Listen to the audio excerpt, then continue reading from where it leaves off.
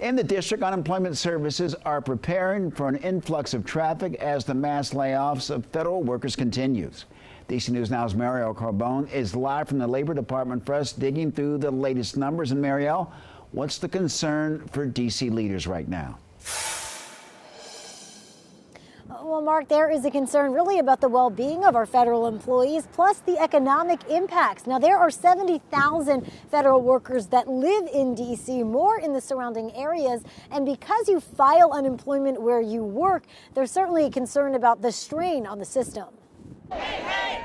As mass layoffs continue across the federal government, workers are still processing the loss. We felt like we've been falling out of an airplane for the past couple of weeks. Almost a sense of betrayal. Heartbreaking to While focusing on what comes next, like how to pay the bills. I'm still waiting for my unemployment claim to be approved by the state of Maryland. According to data from the Department of Labor, 219,000 initial unemployment claims were filed nationally last week, up 5,000 from the week before. In D.C. specifically, the number is 1,695, up slightly from the week before, and more than a 27% increase from the first week of February. Filing for unemployment insurance benefits for D.C. residents or D.C. workers is the exact same as filing for benefits if you are a recently separated federal worker.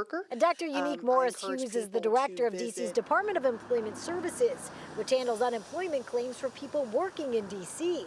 It's a system that was highly stressed and depleted during the pandemic. We're currently at about $375 million in the trust fund right now. But she says there's an important distinction to be made. Unemployment insurance benefits is an employer-paid tax. And so when we talk about federal workers, we are receiving funding dollar for dollar from the feds to cover those benefits. That doesn't necessarily touch the trust fund.